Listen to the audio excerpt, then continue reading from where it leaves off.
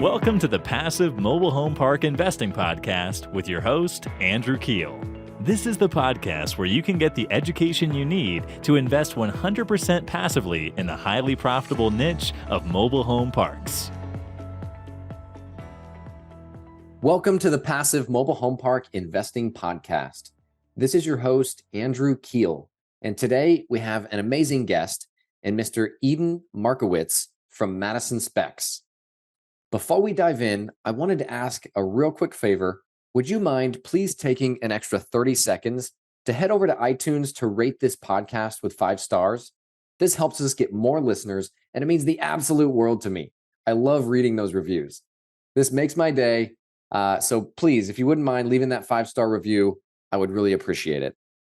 Okay, let's dive in. Eden Markowitz is a cost segregation expert with Madison Specs. They are one of the largest cost segregation firms in the country with over 17 years of experience. In today's episode, we will discuss why mobile home parks are one of the best asset classes in commercial real estate for cost segregation. We are also going to do a deep dive into what cost segregation is and why it is important right now for mobile home park investors. And also, we're going to touch on the best ways to use it in order to maximize your tax savings. Eden, thanks for coming on, man. Welcome to the show. Pleasure to be here. Thanks for having me, buddy. Yeah, Eden, would you mind starting out by giving our listeners a brief explanation of what cost segregation is and why it is important in 2023? Yeah, so cost segregation basically is accelerating your depreciation. So for all the listeners out there that don't really know what depreciation is, real quick, every year, if you own investment property outside of your personal residence, you get tax deductions. So on residential properties, 27.5-year depreciation schedule. On commercial properties like retail centers, office buildings, you're on a 39-year commercial property. So if you do nothing about that, you take the land value and you divide it by 27.5 for 39 years, and that's what your deduction looks like every year. So that's what we call straight line depreciation. If you never did a cost segregation study, that's kind of what you're looking at every year. So, we all talk about how real estate is great for taxes and tax benefits. Even if you did no cost segregation study, still benefits of owning investment real estate. Now, the better part is cost segregation. So there's certain aspects of every property that you own that are on a shorter lifespan than 27.5 or 39 years, right? Like in a residential property, we're talking about flooring, cabinets, light fixtures on the inside, window shades, all these items on the exterior. There's concrete, landscaping, fences, tons of items that are not going to last 27.5 or 39 years that can be accelerated. So what cost segregation essentially is doing is breaking down every aspect of any investment property you own, putting it in its proper categories, its buckets, and getting you those benefits when you really should be getting them, as opposed to waiting all those years and doing nothing if you didn't do a cost seg study. That's awesome. Would you mind, telling us, what's the average cost of a cost segregation study on a mobile home park? For mobile home parks, I would say somewhere in the 4,000 to 6,000 range, depending on the size and the intricacies. So the more structures you have C-stores and you have self-storage and you have, laundry facilities, it can get a little bit more complex. So depending on the size and what kind of is on the property, we'll create in our free proposal, which we'll talk about later on, kind of the cost for each specific property. Gotcha. And how long does that usually take, to do a cost seg study? Because you guys have to actually physically go on site typically, Correct. right? And inspect the property to kind of classify and put things in those buckets. Yeah, so depending on the time of year, we'll get a lot of last minute people just, hey, I need this done in 5 days or in 2 weeks. The normal, I would say, average is 2 to 4 weeks.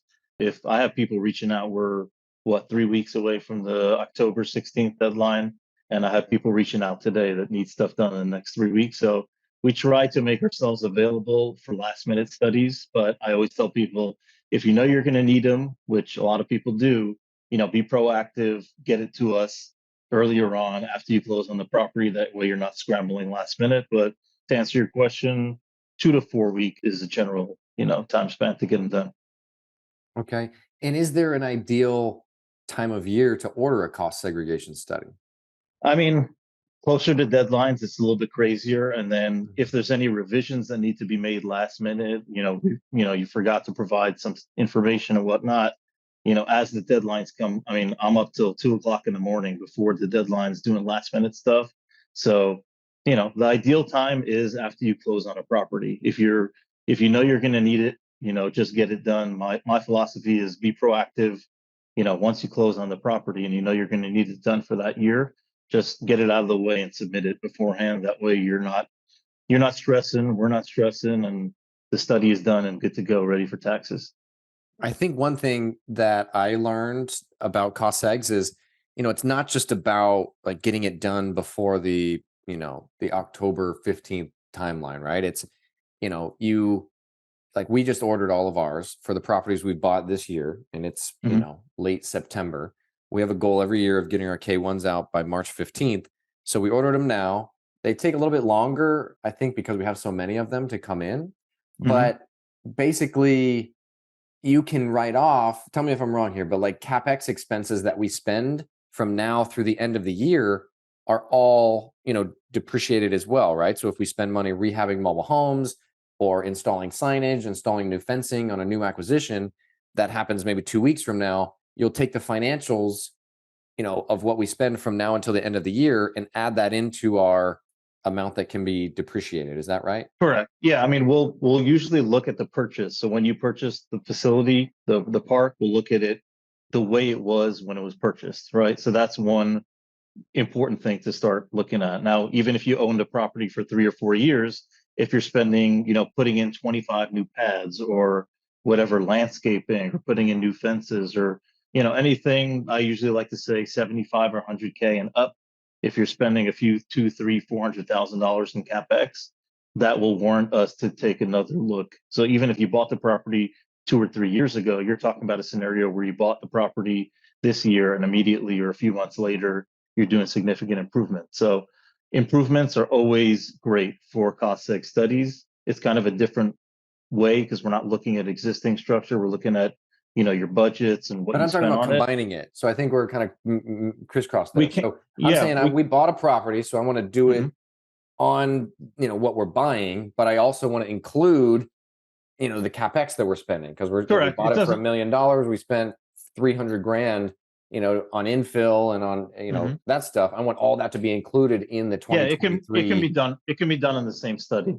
I mean, a lot of times we deal with people who are doing it in the next tax year or a couple of years later. They're waiting to fill up the existing spots, and then they're doing the CAPEX a year or two later. Gotcha. But like you said, you can do, if you bought it and immediately you're adding 25 new pads or doing significant improvements, you can do it all together.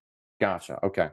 Now, is there a purchase price limit that you recommend? Like, does a cost segregation study make sense if you buy just like a small, 9-lot mobile home park and maybe it costs 250 grand? Does it make sense to do a study? Well, so that's where mobile home parks differ from most asset classes. I think we'll touch upon this in the episode, but because the numbers are so freaking high, they're so high for mobile home parks, the percentages that we're able to get on the cost seg are so high.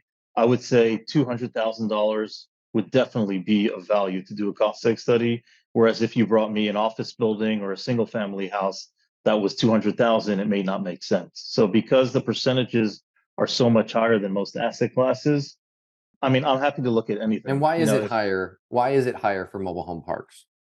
Okay, so we touched on this a little earlier, but basically what we're doing is breaking down the different components of the property and getting their lifespans in different buckets so that we can accelerate what's acceleratable, right? So mobile home parks, right? There's not much structure, right? If you're buying multifamily, you're buying an office building, retail center, a lot of that is made up of the building, right? You have the foundation, you have the walls, you have the drywall, you have roof. Most of that stuff is what we call structural that cannot be accelerated. So you take a look at a mobile home park and there's not much structure there, right? Some people will say, hey, it's got a laundry facility and a C-store and all these kind of things. Those are actually bad for cost seg, right? The more structure and buildings that are on a property at a mobile home park, the less your percentages are going to be in a cost seg study. So the reason why the numbers are so good in general is because there's not much structure that can't be accelerated. We're dealing with Well, it's The land land, improvements, right? correct, land improvements, the hookups, the actual mobile homes, all of that stuff can be accelerated. And that's why the numbers are two, three, 4x of a lot of other asset classes. And that's why, people say, hey, I need significant deductions for this year. What should I buy? And mobile homes is on the top of the list because the numbers are so fantastic for cost seg studies. Yeah, I heard someone else talk about it. He said like the top three that makes sense. Top three asset classes are like mobile home parks, RV parks, and golf courses, Mm-hmm. because the majority of the purchase price, that you're spending is on land improvements, and all You that got it. is 15-year property that can be accelerated in year one. Is that You right? got it. Correct. That's awesome. Yeah, so Yep. that's huge. So that means, a significant amount of your purchase price can be basically written off in the first year, right? So would Yep. you mind breaking down, the different parts of a mobile home park? Like there's the land, which obviously you can't depreciate. Mm-hmm. There's land improvements. There's the buildings, right? Which you said is that longer, 27 and a half year Mm-hmm. property. And then there's the personal property, which is the fastest, right? That's like the Mm-hmm. 5-year property if you own the Correct. Yeah. homes and the Correct. Yeah. carpet So appliances, a that kind lot of of the stuff. mobile homes are 5-year properties. Some of them are 15. So if you're buying a park and you're actually owning the homes, park owned homes, those are going to be subject to bonus depreciation. So you think about it, the landscaping, the pads, the hookups, the electrical, the plumbing, all the fencing around the property, if there's any signs like advertising the property, if there's outdoor lighting, cameras, all these things are going to be accelerated. So you know, almost almost everything on a mobile home park is subject to bonus depreciation. Like I said before, if there are structures, it's actually bad. So if you have laundry facilities or a store or an office, those are the things that a good chunk of that won't be able to be bonused. So those are not great, but still, I mean, if you're buying a good property and it has those things, don't not buy it for that, but it's actually hurts you on the cost seg side. Gotcha. So the land can't be depreciated. That may be 20, 25% of the purchase price. Then you have Hmm. land improvements, which is 15-year property. Then Correct. you Yeah. have personal property, which is 5-year property. And then the buildings, if you have any, would be like the 27 and a 27 and half a half. year. Correct. Yeah. Okay. Yeah. Got it. So the bonus depreciation is really a big deal for mobile home parks. Huge. It's unbelievable. I mean, I did a study last week on a group that sent me 3 parks, and I whenever I get on a call consultation with a group, I want to understand what their needs are. You know, how much are you looking? How much did you and your partner make this year that you need to offset? And they personally tell me they made about $600,000, in 2022, and they're looking to get a study done. They sent me 3 properties, and just looking at it right off the bat, I said, you only need to do one study here. They sent me 3 parks that they had purchased in 2022, and we were able to get them. It was a 1.3 ish, 1.3. We were able to get them $700,000 out of their $1.3 million purchase in 2022 to offset all of their income for the two of them, for 2022. So zero taxes paid for them, and one study. They sent me 3. I'm happy to do 3 studies and make the money on it, but it wasn't necessary. They can do those and roll them over. I said, hey, you guys have, at least 1 or 2 more years of depreciation sitting there waiting for you guys to pay no taxes for the next couple of years. That's awesome. So that's the power of it. Yeah. And I guess like, return wise, I've heard that there's like a 10x return, right? So you're spending 4 or 5 grand, if you buy a property for, if you paid 500,000 for a Hmm. property, you're going to get 10 times the return on the $4 or $5,000 cost seg, right? Because you're going to be able to get a significant, tax savings. So that's Yeah, interesting. roughly. On about an easy number to just have out there for everyone is if you buy a park for about $1 million, you're looking at somewhere between 4 and 600K, depending on, we'll talk about 2023 and 80% bonus, but just as a rule of thumb, probably somewhere between 400 and 600K tax deduction for that year if you purchase a park for $1 million. Like we said before, depending on how many structures, park-owned homes, facilities, it kind of varies property to property, but that's kind of just the ballpark on $1 million purchase, less 15 to 20% for the land. You're looking at somewhere in the 400 to 600K range. Let's talk about the bonus depreciation phase out, Hmm. right? In Yeah. 2023, when we're recording this, it's 80%. It was 100% last year. Next year, it's what, 60%? 60. Yep. Correct. Okay. And when will that go through and how will that impact us? Will it make less sense to do a cost seg, a couple years from now? Obviously, we'd like it to be 100% forever. Those are between 2017 and 2022 are some good years for Mhm. us folks that need depreciation. That now down to 80 and going down to 60 in 2024, and like you said, going to be going down 20% every year until phased out. I'm hoping that with change of with elections coming up, I doubt it'll go down to zero. We'll see 20% for the next few years. So we're hoping it goes to 75 or 80 or hopefully back to 100. So if I Yeah, had we to don't want to bet, speculate on what the yeah, future will hold, but yeah, yeah, basically it's being phased out through being phased out. 2026. Correct. Okay. And it's Yeah. dropping So down 20% every year. 20%. Yeah. Okay. If an investor plans to flip a mobile home park, like say in 2 or 3 years, does it still make Mhm. sense for them to order and pay for a cost segregation study? So that depends on, kind of what you have going on. We know I have a bunch of clients that know they're going to be selling in 2, 3 years and they need the deductions now, and they're willing to deal with the 25% recapture on the back end when they're selling it in 2 or 3 years.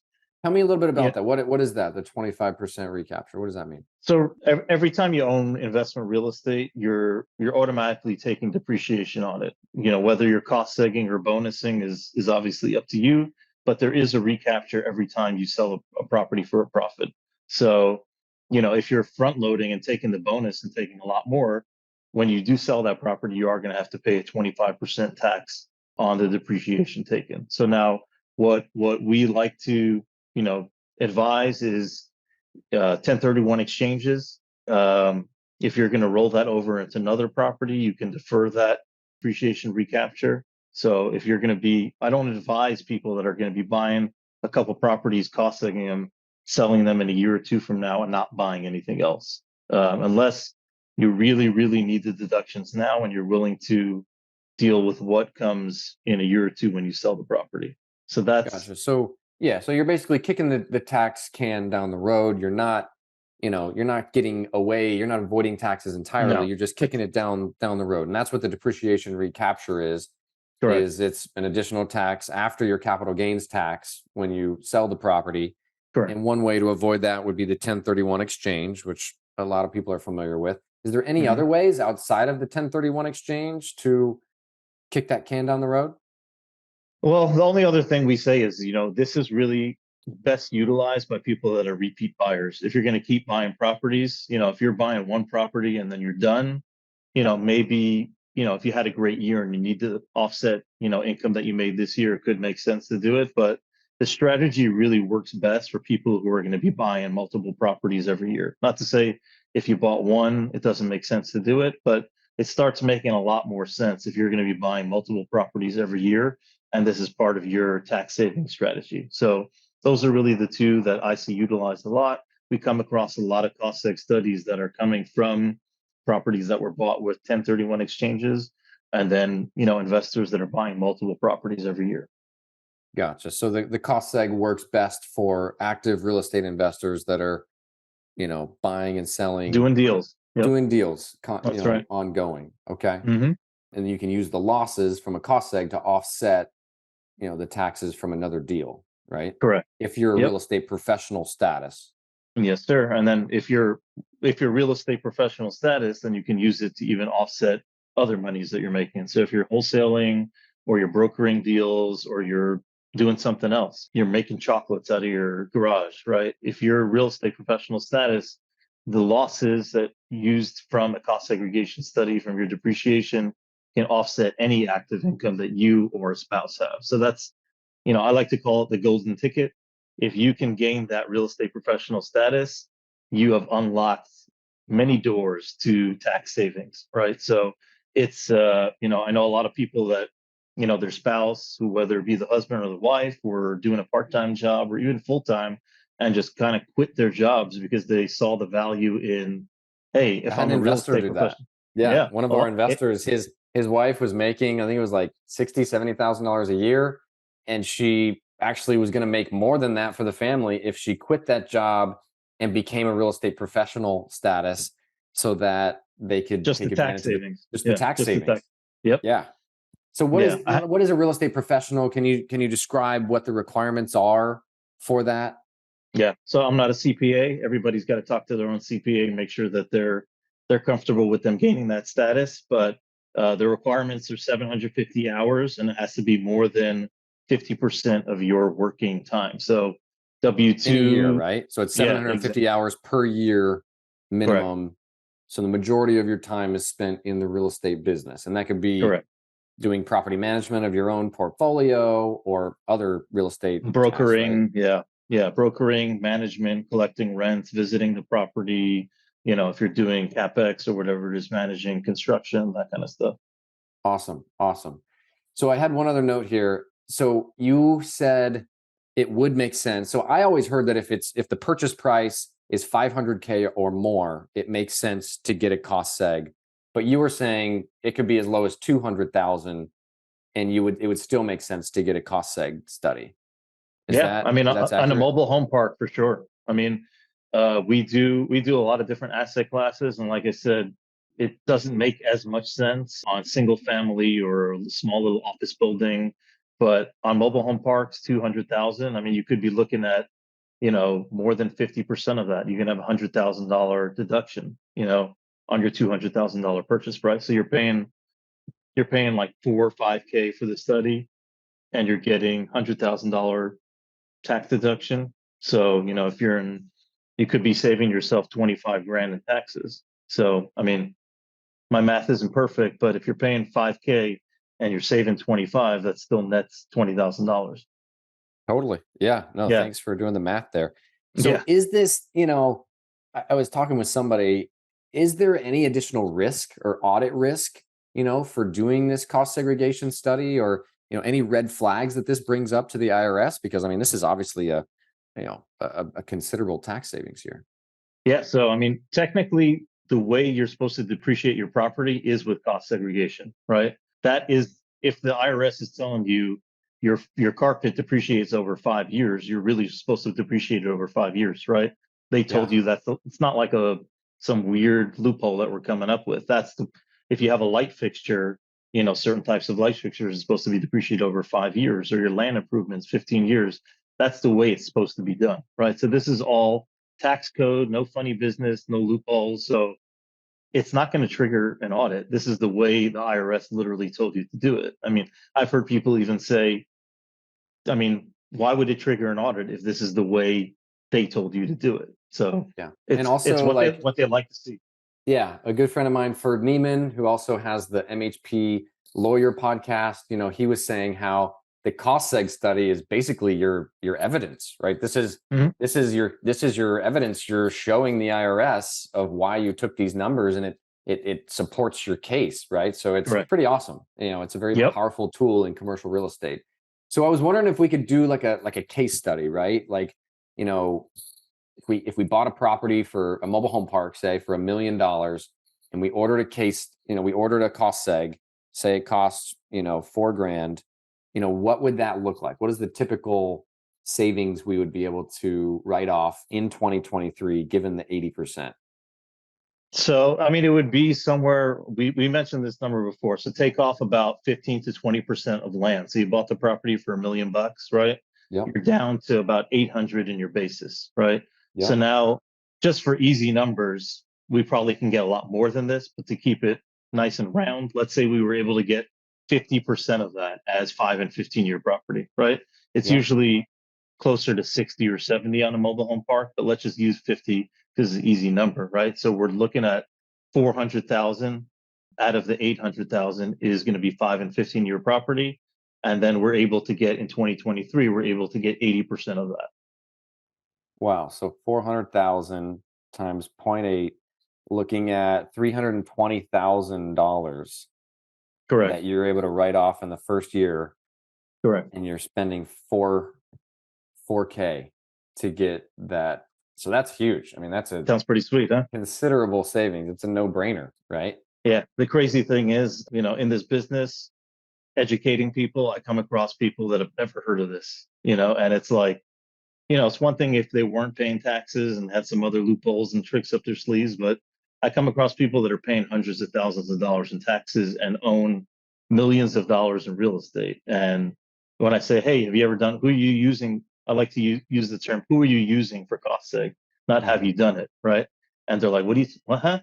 Cost what? And if you're not using this strategy, and there's ways like we talked about the golden ticket of real estate professional status, if you can be using this and you're not, you're leaving a lot of money on the table.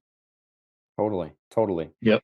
And then, also like if you bought a property in December, right? At the end of the year, you're still going to get, say you bought that $1 million property in, I know Ferd in one of his podcasts, he bought a property on December 21st. So he owned the property for 10 days in that year, and he was still able to fully get, in our example, it was $320,000. So if you buy a property this year and, on December 21st, you only own the property for 10 days in 2023, you can still get that $320,000 worth of bonus depreciation, right? Yep, that's the beauty of it. So if you buy a property in December and you don't do any cost seg on it, it's all prorated, right? So you're only going to get, you only owned it for 10 days, you're going to get pennies in depreciation. There's basically nothing there, right? If you only owned it for a week.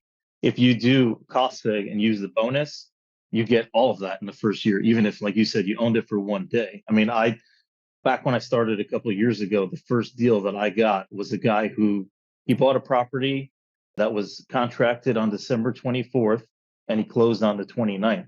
$5 million property, $5 million property. And I called the guy up and I said, hey, what's the story here? He said, I don't know, my tax advisor kind of woke up a little bit late. I sold a business for, $4 million this year, and I really needed the deductions. And he kind of told me last minute, like, go out and buy a property. He was in San Diego. This property here was in McKinney, Texas.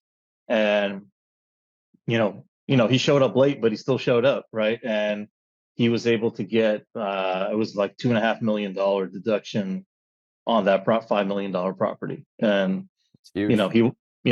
he just got it in there the last minute, bought the property on December 29th. But like you said, if you're using bonus depreciation, you can buy it December 29th and get all the bonus in that tax year. In that tax year. That's huge. Yes, sir. Okay, let's talk a little bit about Goodwill.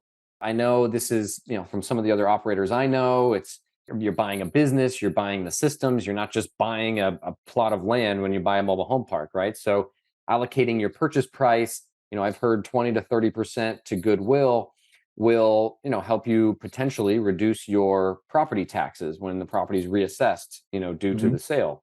So how does that Goodwill work when you do a cost seg, and yeah, just shed some light on that, Yeah, please. sure. Yeah, so Goodwill can't be accelerated, unfortunately. So, it's not something that I tell people not to include in the purchase. It really depends. I mean, there can be tax savings, like you said, on the property tax, but it's not something that can be included in the bonus depreciation. You can't bonus that. That's going to stay on a fixed schedule. So whether or not you do it or you don't is kind of, in the owner's hands to decide whether the benefits outweigh the purchase or on the cost seg study. Gotcha. So the Goodwill is depreciated on a 15-year schedule, but it can't be Cannot cost be bonus. segregated. It can't Correct. be bonused and brought 80% in year one. You got it. Gotcha. So yeah, each operator needs to kind of decide what works best for them. If the reassess, which is tough, right? Because how do you know what's better, right? Do you take the property tax reassessment and do you focus on that, or do you focus on taking the cost seg? I mean, I guess if you're a long-term buy and hold owner and you plan on continually kicking the can down the road, it's probably best not to do the Goodwill allocation and to allocate it to, right, like depreciable, bonus depreciable parts of the park, right? Is that kind of what you would recommend for someone that's going to buy a $1 million property and own it forever?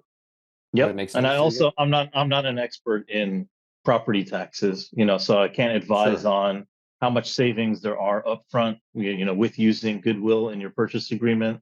I've had people try to come up with ways to really keep their property taxes low and allocate as least as they can to the actual building. But, there's going to be, tax assessors making appraisals on the property. So you can't, I mean, if you have a 50, you know, 50 home park and, down the road, there's another 50 home park and you're saying yours is worth, 500K and the other one's worth 2 million bucks. I mean, there's going to come an end to, your value being super low. The county is going to come in and reappraise your property eventually. So that can't last forever either.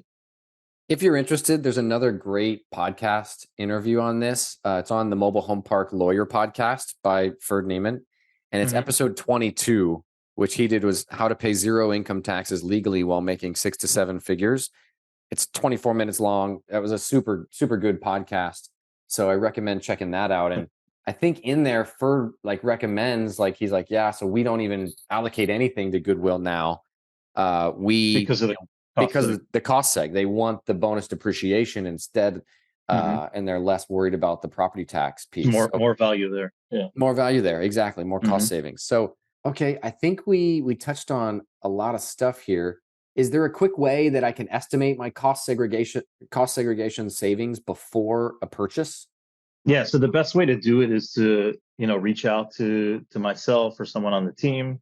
We'll create a free proposal. So, if you have just an address, purchase price, and estimated close date, we'll get a full proposal. It'll take us, a day or two to get it back to you, but it's free. We all like free things. There's no harm in doing it. So I have a lot of investors who are doing syndications, and a lot of their investors want to know upfront, dollar for dollar, if I invest $100,000 in this deal, what are my bonus depreciation benefits going to be? So we do a lot of proposals, while under due diligence period, and investors are wanting to put it in their pitch deck, to show investors, hey, if you give 100 grand, this is what you're looking at in bonus depreciation in the first year. So I'm always happy to create a free proposal on any property.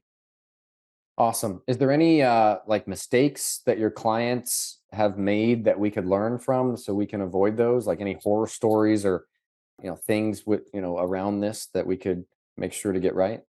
I think just being timely is important. Like I said before, not waiting to the last minute so that we're rushing to do things is important to know. And then just documentation. Getting the proper. If there are surveys, if there are appraisals, we're obviously going to come and do an actual tour of the property, but we need to know as much as we can so that we know what to do when we're doing the tour. If there's some building out, 10 acres in the back or whatever that we need to know about, we need to know about it beforehand. So just, information, documentation, getting everything in. And the one thing that I've seen is some people think, it's based off of appraised value. Some people have sent me, I say, what was the purchase price? And people will send me what they think it's worth or what the appraised value is. Unfortunately, I wish it was like that on, some of us who get screaming deals that we buy for 50 cents on the dollar. Unfortunately, it just goes off of what you paid for the property, not what it got appraised from an appraiser. Gotcha. That's good to know. Yep. So, I invest passively in some other deals, and it seems like my K1s are always, late. So this could be part of the reason you're saying is they order the cost segs, at the last minute and kind of bumping the can down the road. It's possible. Yeah. So one last thing for passive investors, people investing in a syndication, what do they need to look out for? What type of stuff should they, make sure they're taking into account, and how does cost seg affect them? Well, they need to first see how they can use the depreciation against their gains, right? If they're passive in the deal and they're both spouses are W-2 earners, then it can only be used to offset other passive gains that they're making, right? So they can't use it to offset, their W-2 income or whatnot. If they have other passive gains, which they could offset those, but obviously they want to make sure that they're utilizing it to their best ability. And like I said before, it depends what asset class they're investing in. Some people maybe, have never invested in a mobile home park before and just don't know about it. It's not, as popular as multifamily or some of the, other big asset classes that syndicators are raising money for. Hopefully that's going to be changing because we're spreading the word on the massive benefits of cost seg in this area, but they just, they should be aware of upfront what they're looking, if they invest a certain amount of dollars, what they're going to be getting back. And I always, any syndicators that I work with, I tell them, as soon as you go under contract, give me the info on the property. We'll get the proposal out. That way you can pitch to your investors exactly dollar for dollar what their depreciation is going to be in the first year. Let's go back to that. So you said for passive investors, if they're both, husband and wife or W-2 earners, this K1 with that negative number on it that they get from this syndication is only going to offset passive gains that they've had elsewhere. That could be the sale of stock. That could be the sale of another, investment that they got. I know a lot of apartments, have exited and sold in the last couple of years, and maybe they have a big gain from that they can, utilize this to offset. But if they're both W-2, it's only going to offset other passive gains. Is that right? Correct. Yeah. I mean, it'll also, if they're making money on this property or any other property, any other syndications that they've invested in, they'll save money on those taxes, obviously. Right. So if because it carries forward, right? Correct. Yeah. Okay. Awesome. But if, say, one of the partners, one of the husband or wife is a real estate professional, then it'll offset the golden ticket, baby. Golden ticket. The golden ticket. Anything. Awesome. Well, good deal. Eden, anything else that we should know about this and, the secrets of cost seg? I think it's just, educating people on the basic concept. I myself am a real estate investor, and I was investing for a bunch of years. And lo and behold, I called those people, not the smartest people out there, but I myself didn't know about this for about 5 years investing in real estate, and learned about it, educated myself on it, and I've been using it ever since to save a lot of money on taxes. So the point is to spread the word. More people should know about it. And if you have any questions, reach out. Everyone on our team, we're very hands-on. We'll get on a phone call and talk to you for 30 minutes, see how you can implement the strategies. We'll spend time with you answering any questions and just seeing if it's a good fit. I'm not going to sell you on doing a study if it doesn't make sense. We talked about somebody who sent me multiple properties and he didn't need to do it, so we didn't do the studies. There are other people that think they can use it and really they're not going to gain from it. So we tell them, hey, it doesn't make sense right now. So educate yourself, listen to more podcasts, learn more about it, reach out to me or any other of your cost seg buddies that can help you out and see if it makes sense for you. You have to at least spend the time to educate yourself and see if it's a good fit. Eden, how can listeners get a hold of you? So I'm on LinkedIn. There aren't too many Eden Markowitzes out there. LinkedIn, Eden Markowitz.